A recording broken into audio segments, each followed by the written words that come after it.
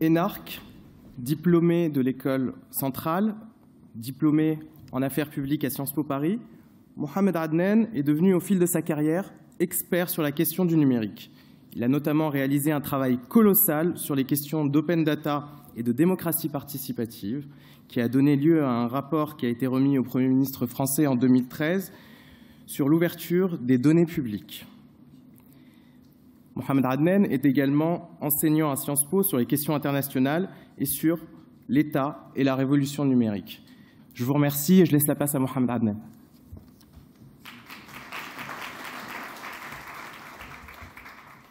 Bonjour à toutes et à tous. Alors, je vais vous parler de réforme de l'État. Je vais commencer par vous parler de Samir. Samir, c'est un Tunisien qui vit en France, qui vit à Aubervilliers, qui est chauffeur de taxi, qui travaille dur, qui prend peu de vacances.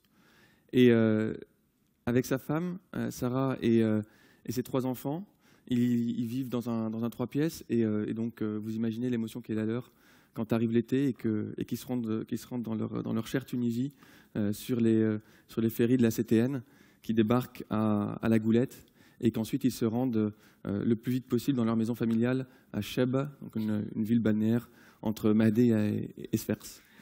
Sans oublier évidemment le petit méchoui à la sortie de l'autoroute. Alors Samir se réjouit d'aller en Tunisie, mais il est inquiet aussi. Il est inquiet parce qu'il amène avec lui des cadeaux pour la famille. Et il n'est pas encore tout à fait sûr qu'à la Goulette, la douane va lui permettre de sortir avec les cadeaux. Il est aussi inquiet parce que son petit dernier, Yassine, a de l'asthme et qu'il n'est pas sûr d'avoir suffisamment de médicaments et qu'on lui a dit qu'en 2018, il y avait eu des pénuries de médicaments dans les pharmacies. Et puis il s'inquiète aussi en cas d'urgence s'il faut aller dans les hôpitaux. Il est aussi inquiet parce qu'il a l'intention d'emmener la famille voir le Colisée d'El Jem et il se demande combien de fois il va être contrôlé sur la route par la police. Et enfin, il est inquiet parce que malheureusement, il a perdu il y a quelques mois son père et il va devoir s'occuper de la succession de son père.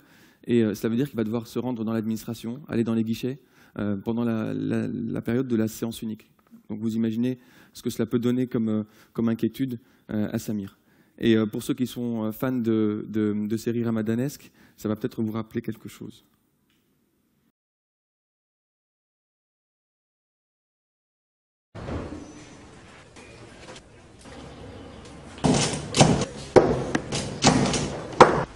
عسلامة خويا مرحبا خويا مش اللي داري بها 5 نسخ لا خويا ما غير الطبع الازرق انا راني ما نصححش لازمني الطبع الازرق لا ها ما نجمش نعدي الدوسي. Que pour certains d'entre vous, ça fait remonter des traumatismes anciens. On en connaît aussi dans l'administration française, hein, donc pas de jaloux de ce point de vue-là. Et donc, pour Samir et sa famille, c'est une inquiétude l'été quand il se rend à Chebba, mais on peut aussi penser à Habib qui vit à El Mourouj, à Ardija qui vit à Ouasleteya, pas loin de Kerouan, à Ahmed qui habite à Tougen, un petit village, un très beau village qui se trouve à 700 mètres d'altitude dans le sud tunisien, et pour qui le calvaire administratif il est potentiellement quotidien. Et si jamais ils n'ont pas le cousin de la voisine qui travaille à la Steg, à la Poste, chez Tunisie Télécom ou à la municipalité, ça peut très vite se transformer en file d'attente interminable. Alors là, ils sont plutôt disciplinés, c'est pas toujours le cas. Et en plus, avec le risque qu'à la fin de leur démarche, ils se retrouvent sur la réponse classique, Hajar au doigt. Et alors, pour préparer cette intervention, j'ai demandé à des amis entrepreneurs en Tunisie de me faire part de quelques démarches aberrantes qu'ils rencontrent. Anis vous a parlé de l'exemple de son ami qui travaille sur les panneaux solaires. Moi, j'ai un ami qui m'a parlé du spectre de l'épouvantail de tous les entrepreneurs en Tunisie et d'un certain nombre de citoyens. Je pense que vous savez ce que c'est la légalisation de signature, la signature légalisée. Et donc, quand vous voulez créer une entreprise, si vous voulez un abonnement téléphonique, il vous faut une signature légalisée par la municipalité. Si vous voulez acheter une voiture en leasing, il vous faut une signature légalisée par la municipalité et par la recette des finances. Si vous voulez ouvrir et gérer un compte bancaire pour votre entreprise, il vous faut aussi une signature légalisée. Et c'est la même chose pour la démarche de la copie conforme. Et donc, il faut quand même avoir à l'esprit que sur la copie conforme notamment, cela veut dire que les interlocuteurs que vous avez, que ce soit des administrations, des entreprises, des banques, en fait, elles vous traitent globalement de menteurs. Elles vous disent la copie que vous nous remettez, on ne peut pas lui faire confiance. Et à la limite, nous, on vous fait confiance, mais nos patrons ne feront pas confiance à la copie que vous allez remettre. Et donc, allez faire légaliser, allez faire certifier conforme votre copie. Et j'ai essayé de chercher quand même sur Google signature légalisée, légalisation de signature, copie conforme, et je suis tombé pour la France sur un site qui s'appelle servicepublic.fr, dont vous avez peut-être entendu parler, et qui nous fait arriver sur le résultat suivant. En France, une administration ne peut pas exiger la légalisation de signature. Et c'est la même chose pour la copie conforme. Une simple photocopie du document original, dès lors qu'elle est lisible, doit être acceptée. Et si jamais il y a un doute sur la conformité de votre copie, en fait, c'est à l'administration de faire un effort et de vous envoyer un courrier avec accusé de réception pour vous demander de produire l'original. Et ce n'est pas à vous de faire l'effort pour démontrer que vous êtes digne de confiance. Et donc, on pourrait continuer. J'ai un autre ami qui m'a parlé du fait que pour s'installer comme consultant indépendant, donc obtenir sa patente pour exercer, en fait, il doit démontrer l'équivalence de son diplôme d'ingénieur, sachant qu'en fait, le diplôme d'ingénieur n'est pas nécessaire pour exercer la fonction de consultant. Et puis j'ai un autre ami qui m'a dit, de toute façon, quand on va dans l'administration et qu'on essaie de regarder la liste des pièces qu'il faut avoir sur le site internet de l'administration, soit ça ne s'y trouve pas, soit de toute façon elles sont différentes des listes de documents qu'on nous demandera dans l'administration elle-même. Et on pourrait continuer comme ça pendant des heures et des heures, on pourrait même peut-être organiser un groupe de parole, peut-être que ça donnera des idées au Tunisian Think Tank. Et en fait, ça ne touche pas simplement les démarches administratives. Ça touche plus généralement la gestion publique. Là, c'est pareil dans le monde entier, mais en Tunisie, il y a un coup d'éclairage qui a été donné il y a quelques semaines par la Cour des comptes, dans le cadre de son 31e rapport public annuel, avec notamment un travail qui a été fait sur la dette extérieure qui fait écho à ce que vous avez entendu tout à l'heure de la part de Tarek, avec un chapitre qui porte sur la flotte des avions de Tunisair, dans lequel on a détecté des trafics de pièces détachées, sur certains avions on a détecté des défaillances techniques, et pourtant les avions ont décollé avec des passagers, et puis des problématiques d'absentéisme qui ont comme conséquence des retards, des annulations de vol. Et je pense qu'on a tous au moins expérimenté une fois ce genre de problématique. Il y a aussi un chapitre sur l'hôpital Al-Aziz Al Othman, où là c'est vraiment particulièrement choquant, parce que dans cet hôpital, il y a des tarifs réduits ou de la gratuité qui sont prévus pour les personnes qui sont défavorisées ou les proches des personnels de santé. Et en l'occurrence, en fait, cette gratuité a été appliquée à d'autres patients pour lesquels ce n'était pas justifié, et ça n'a pas été fait non plus selon les procédures dans tous les cas, ce qui fait qu'on n'est même pas capable de contrôler pour qui ça a été attribué, pour qui ça n'a pas été attribué. Puis un autre exemple aussi assez intéressant qui est en lien avec la croissance énorme du secteur de l'enseignement privé. Il y a un chapitre sur les universités privées. Et la Cour des comptes tunisienne s'est rendue compte qu'il y avait de plus en plus d'élèves qui étaient admis et que les frais de scolarité augmentaient, alors qu'il y a des quotas qui sont fixés par le ministère de l'Enseignement supérieur et de la Recherche, et qu'en parallèle, le niveau du diplôme est en train de baisser petit à petit. Et donc, la critique de la Cour des comptes porte sur le contrôle qui doit être exercé par le ministère de l'Enseignement supérieur et de la Recherche sur le secteur des universités privées. Et donc, on pourrait conclure, quand on voit ça, que l'on va droit dans le mur. Peut-être. Peut-être pas. En préparant cette intervention, pas plus tard qu'hier, je suis tombé sur cet article avec l'annonce, à la suite d'un décret qui a été pris fin décembre, du recul de la légalisation de signature et de la copie conforme. Ce qui veut dire qu'il y a quand même un minimum de prise de conscience, y compris à l'intérieur de l'administration. La question qui se pose ensuite, quand on veut aller dans le détail, c'est de voir quelles sont les démarches qui restent soumises à légalisation de signature ou à copie conforme. Si ça se trouve, c'est la moitié des cas, mais qui ne représentent peut-être que 5 ou 10% des situations réelles. Donc ça, c'est quelque chose à expertiser. Alors, par ailleurs, La Cour des comptes a fait l'objet la Cour des comptes tunisienne a fait l'objet d'un certain nombre de critiques sur les réseaux sociaux à la suite de la publication de son rapport. Et notamment, j'ai été interrogé il y a quelques jours à Tunis par un ami qui m'a dit « Mais est-ce que c'est normal que la Cour des comptes… » Alors c'est normal qu'elle fasse son rapport, hein, mais est-ce que c'est normal que la Cour des comptes elle fasse une conférence de presse pour dire tout ce qui se passe mal dans notre administration, dans notre pays? Est-ce que ça ne va pas donner une mauvaise réputation à notre pays, à notre réputation? Est-ce que ça ne va pas nous faire perdre des crédits, des marchés, des contrats, que sais-je? Et en fait, je comprends l'origine de la question. Je comprends l'origine de la question parce que, comme dans beaucoup d'endroits dans le monde, en Tunisie, quand quelque chose se passe mal, on n'aime pas trop que ça se sache. On ne parle pas trop de l'échec scolaire, on ne parle pas trop de la maladie parfois, on ne parle pas trop, dans certaines familles plutôt traditionnelles, des cas de divorce, parce qu'en fait, on a l'impression que ça jette l'opprobre sur les personnes qui sont en situation d'échec, qui sont malades ou qui sont divorcées. Et peut-être même que dans certains coins de la Tunisie, ça a effectivement un effet social, voire économique, sur les personnes qui sont dans des situations d'échec. Et donc, tant que c'est des rumeurs, ça va. De toute façon, il y a des rumeurs sur tout, partout. On peut dire que ce sont des médisants, on peut dire que ce sont des ONG qui sont à la solde de l'ennemi étranger, on peut dire que ce sont des comploteurs qui essaient de déstabiliser le pays, que ce sont des jaloux parfois. Quand il y a un rapport de la Cour des comptes, mais qu'il n'y a pas trop de bruit autour, à la limite ça va parce que l'impact est limité. Mais s'il y a une conférence de presse, là, pour le coup, pour un certain nombre de personnes, c'est plus OK. C'est plus OK parce qu'il va y avoir des personnes dans l'administration, dans les entreprises publiques, qui vont devoir commencer à rendre des comptes. Et on le constate parce qu'à la suite de ce rapport, le ministre du Transport a commandé des enquêtes sur le secteur des transports et en particulier sur Tunisair. Le Premier ministre a pris un certain nombre de mesures aussi parce qu'il a été obligé de sévir. Et donc, ces responsables vont devoir rendre des comptes. Et donc la question qui m'a été posée, c'est pourquoi est-ce que la Cour ne se mêle pas de ce qui la regarde? Et alors précisément, là la réponse elle est très très simple. Il suffit de retourner dans la Constitution de 2014 et à son article 117 qui prévoit que la Cour des comptes est compétente précisément pour contrôler la bonne gestion des deniers publics.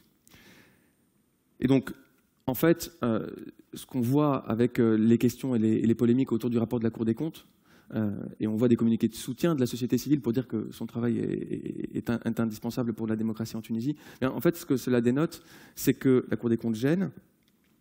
Et dans le même temps, je pense que c'est un bon signe qu'on en parle et que ça commence à gêner.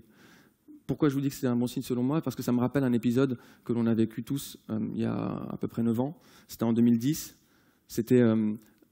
vous vous souvenez sans doute, moi je pense que ça a été une des causes aussi de la révolution, c'est Wikileaks et un certain nombre de télégrammes diplomatiques qui ont été publiés. Et il y en a en particulier un qui m'a beaucoup choqué. C'est celui qui évoquait Sakhr el-Matri, qui, dans sa grande villa balnéaire, avait installé des vestiges romains qui avaient été pillés sur des sites romains, et qu'en plus, accessoirement, il avait un tigre. Et donc, il avait invité l'ambassadeur américain, il l'avait invité à dîner avec profusion de plats. Et donc, l'ambassadeur s'était empressé de consigner tout cela dans un télégramme diplomatique. Et donc, quand ça a été publié, pour le coup, c'était plus simplement des rumeurs, c'était plus simplement de la médisance.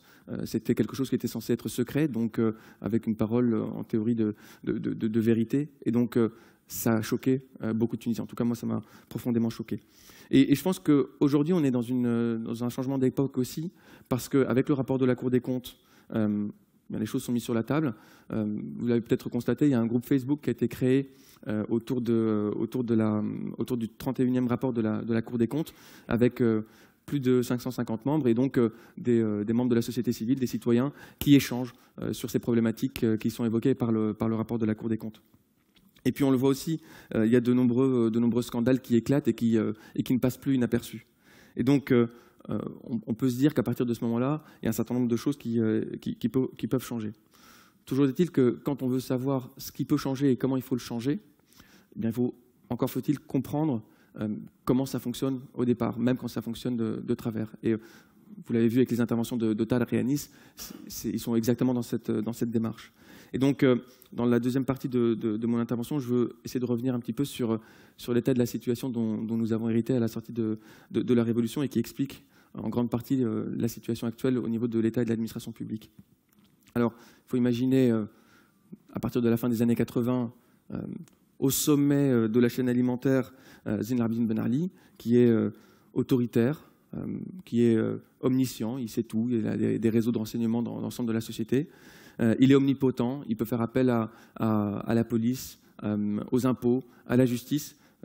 Et puis, il est entouré de sa famille, de ses amis. Je pense que ça fait écho aussi à la présentation qui a été faite par Enis, avec des mécanismes qui leur permettent de dominer ceux qui sont tout en bas, très loin, pas très visibles, les citoyens et les entreprises.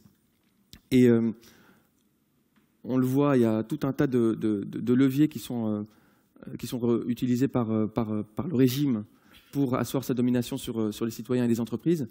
Mais je veux revenir sur 4 facteurs de stabilité de ce système.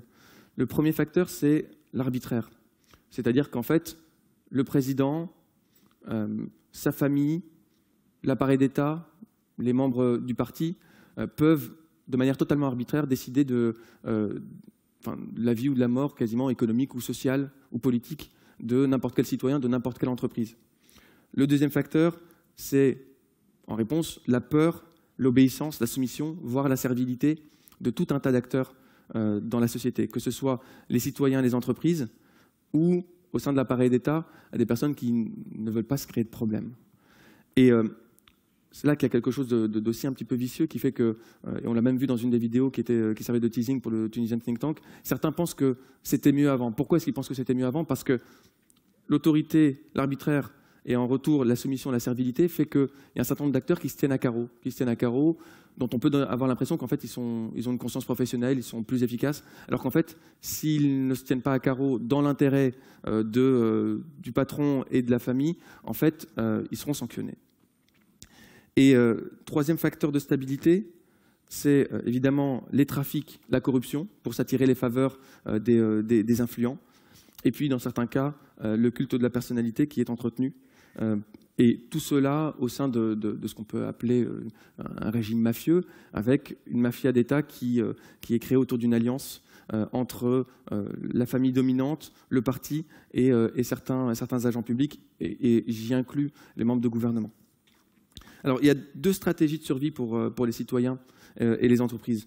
La première, c'est essayer de s'allier à cette mafia d'État, donc en étant complice, en travaillant avec, en corrompant, en espérant monter dans la hiérarchie sociale et économique, en faisant appel à des pistons. Et puis il y a l'autre stratégie qui est la stratégie de passer sous le radar et de se faire oublier en espérant qu'on n'aura pas de problème.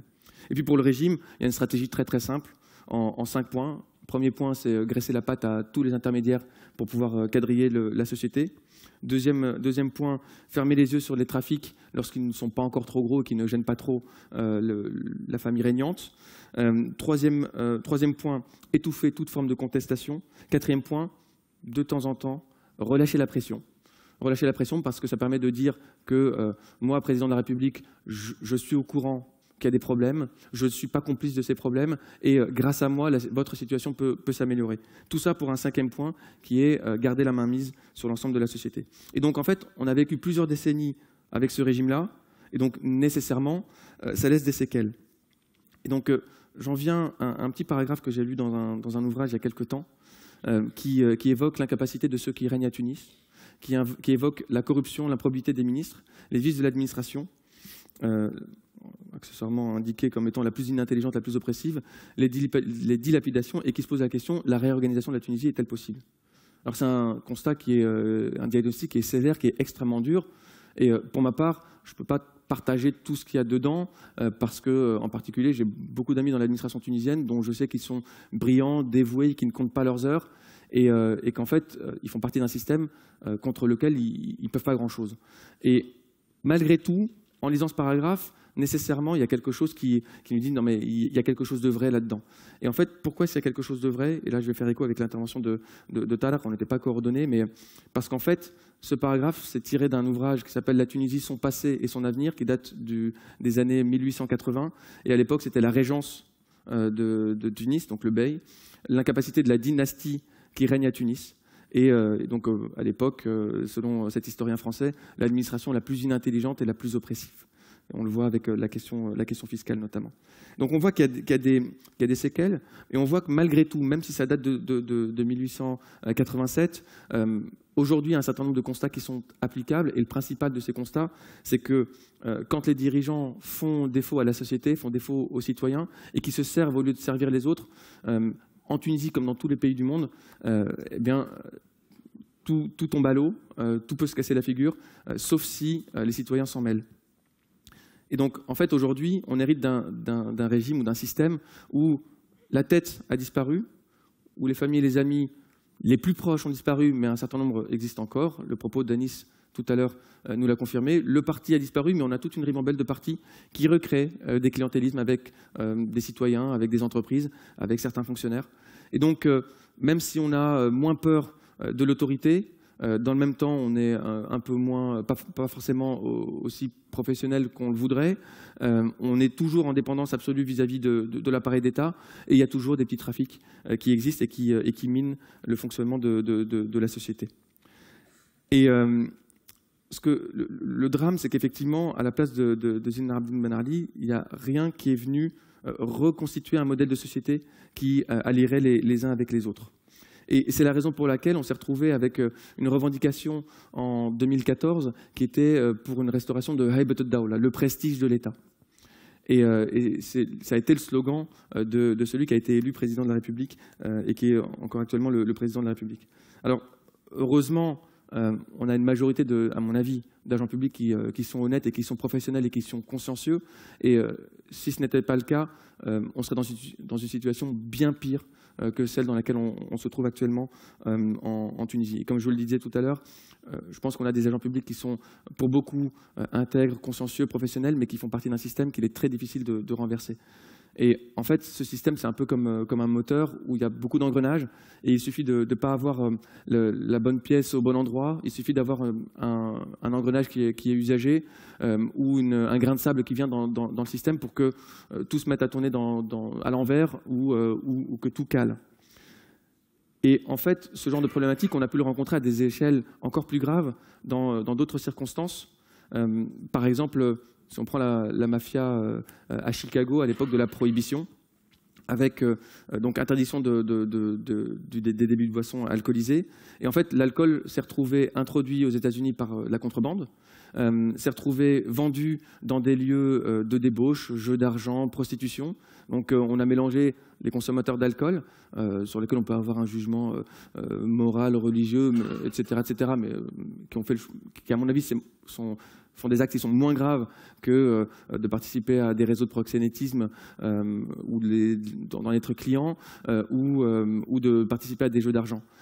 Et donc, les mafias se sont enrichies et elles ont soudoyé les personnalités politiques, la police, les juges, les médias. Et on s'est retrouvé avec une gangrène au niveau du milieu de Chicago dont on pouvait se demander si un jour on pourrait en sortir.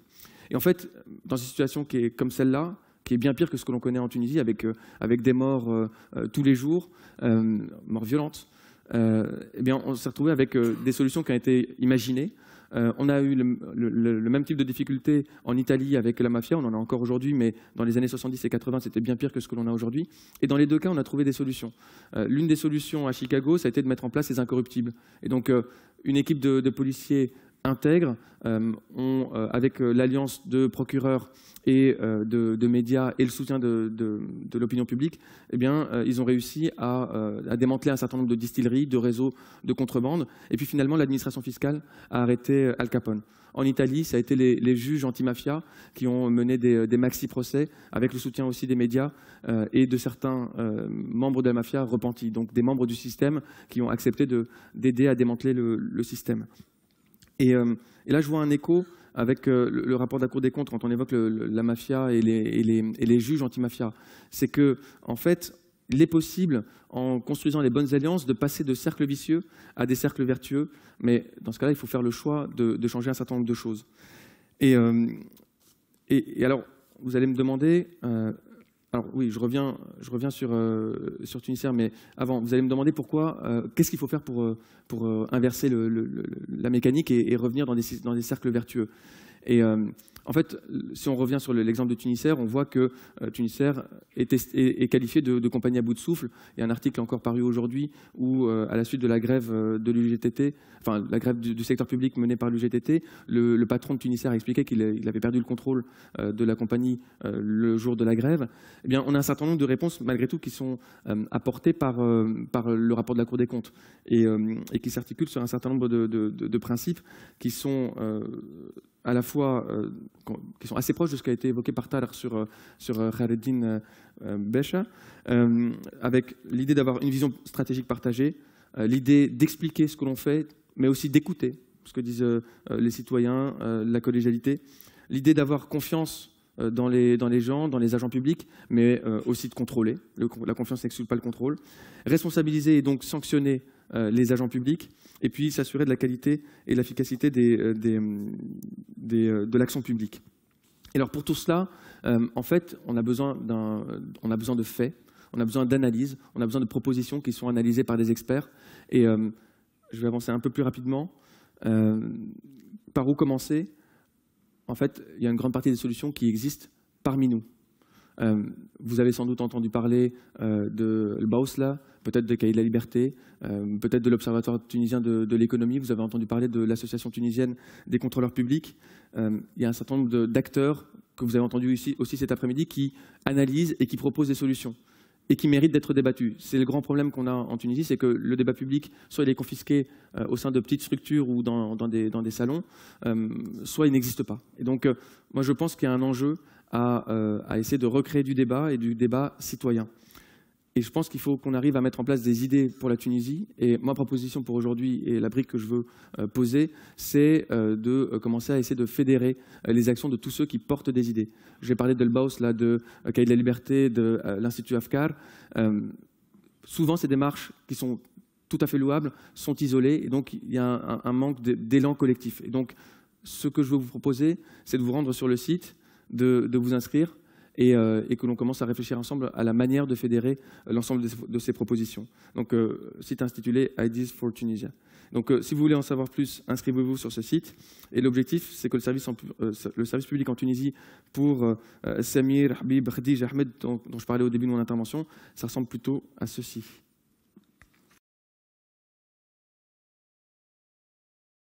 مرحبا خويا مرحبا بديك تفضل عسلامة اخويا مرحبا يا ساوس نخدم على شغل نحكي من بعد شو السيستم طايح هذا كيف هو هكاكا معناتها يا محمد علي رجعنا سيستم في ساعه المواطنين يستناو راه مش معقول تجينا في اي وقت راهو خويا الاداره في خدمه المواطن خويا مرحبا بك. Je vous remercie et je compte sur vous.